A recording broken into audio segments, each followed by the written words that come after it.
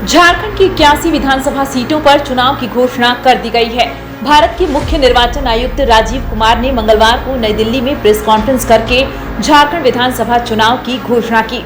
चुनाव आयुक्त ने बताया कि झारखंड में इस बार 2 चरणों में वोटिंग होगी। पहले चरण की वोटिंग 13 नवंबर को और दूसरे चरण की वोटिंग 20 नवंबर को होगी। 23 नवंबर को मतगणना होगी। पहले चरण में 43 विधानसभा सीटों पर वोटिंग होगी, जबकि दूसरे चरण में 38 सीटों पर लोग अपने मताधिकार का इस्तेमाल करेंगे। पहले चरण के चुनाव की अधिसूचना 18 अक्टूबर को जारी की जाएगी। दूसरे चरण की अधिसूचना 25 अक्टूबर को जारी होगी।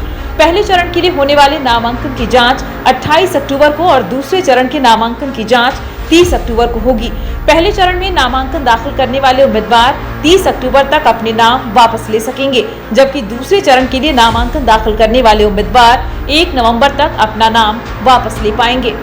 पहले चरण की वोटिंग 13 नवंबर और दूसरे चरण की वोटिंग 20 नवंबर को होगी। चुनाव आयोग ने बताया कि 25 नवंबर 2024 तक चुनाव की प्रक्रिया पूरी कर ली जाएगी।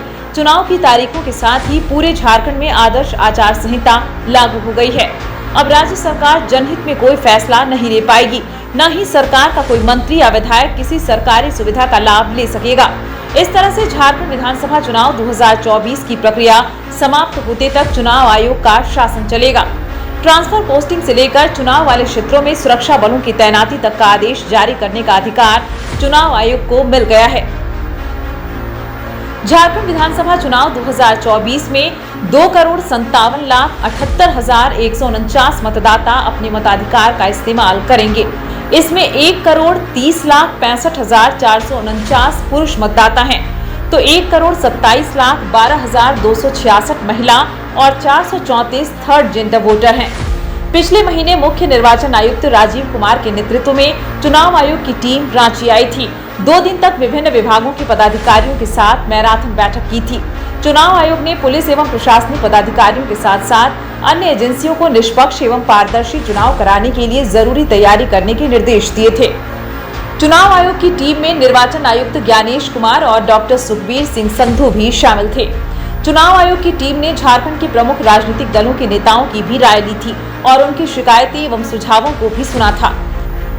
बिहार से अलग होकर 15 नवंबर 2000 को अस्तित्व में आया झारखंड राज्य 5 प्रमंडल में बटा हुआ है।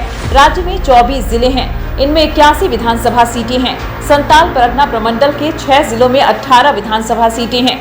7 विधानसभा सीटें अनुसूचित जनजाति यानी ST के लिए आरक्षित हैं। संताल परगना की देवघर विधानसभा सीट अनुसूचित जाति SC के लिए आरक्षित है। उत्तरी छोटा नागपुर प्रमंडल में 7 जिले हैं। इसी प्रमंडल में सबसे अधिक 25 विधानसभा सीटें हैं। 4 सीटें अनुसूचित जाति SC के लिए आरक्षित हैं। इस प्रमंडल में कोई विधानसभा सीट आदिवासियों यानी अनुसूचित जनजाति ST के लिए आरक्षित नहीं है। धनबाद, रामगढ़ और कोडरमा 3 जिले ऐसे हैं जहां की सभी विधानसभा सीटें अनारक्षित हैं। उत्तरी छोटा नागपुर प्रमंडल के 3 जिले ऐसे हैं जहां की 4 विधानसभा सीटें अनुसूचित जाति SC के लिए आरक्षित हैं। चतरा जिले की दोनों सीटें सिमरिया और चतरा SC के लिए आरक्षित हैं। गिरिडीह की जमुआ विधानसभा सीट और बोकारो की चंदन कियारी सीट भी SC के लिए आरक्षित हैं। दक्षिणी छोटा नागपुर प्रमंडल में 5 जिले आते हैं। इसमें 15 विधानसभा सीटें हैं। 11 सीटें अनुसूचित जनजाति ST के लिए आरक्षित हैं। राजधानी रांची स्थित कांके विधानसभा एकमात्र सीट है जो अनुसूचित जाति SC के लिए आरक्षित है। कोल्हान प्रमंडल में 3 जिले हैं। इन 3 जिलों में 14 विधानसभा सीटें हैं। 14 में से 9 विधानसभा सीटें अनुसूचित जनजाति ST के लिए आरक्षित हैं।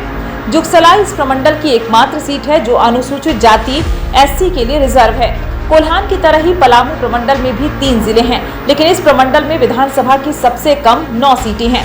लातेहार जिले की मनिका सीट अनुसूचित जनजाति ST के लिए आरक्षित है, तो लातेहार विधानसभा सीट अनुसूचित जाति SC के लिए। पलामू जिले का छतरपुर विधानसभा भी अनुसूचित जाति के लिए ही आरक्षित है। झारखंड में वर्ष 2019 के विधानसभा चुनाव 5 चरणों में कराए गए थे। तब 30 नवंबर को वोटिंग शुरू हुई थी और 20 दिसंबर तक चली थी। 23 दिसंबर को सभी सीटों पर एक साथ मतगणना कराई गई थी। पहले चरण की वोटिंग 30 नवंबर को हुई थी। इस दिन 13 विधानसभा सीटों पर मतदान हुआ था। दूसरे चरण की वोटिंग 7 दिसंबर को हुई। इस दिन 20 विधानसभा सीट पर मतदाताओं ने अपने मताधिकार का इस्तेमाल किया था। तीसरे चरण की वोटिंग 12 दिसंबर को हुई। इस चरण में 17 सीटों पर वोटिंग हुई थी। चौथे चरण का मतदान 16 दिसंबर को हुआ। इस चरण में 15 विधानसभा सीटों पर मतदाताओं ने वोट डाले थे। पांचवें और आखिरी चरण का मतदान 20 दिसंबर को हुआ था। आखिरी चरण में 16 विधानसभा सीट पर वोटिंग हुई थी। 23 दिसंबर को मतगणना हुई थी।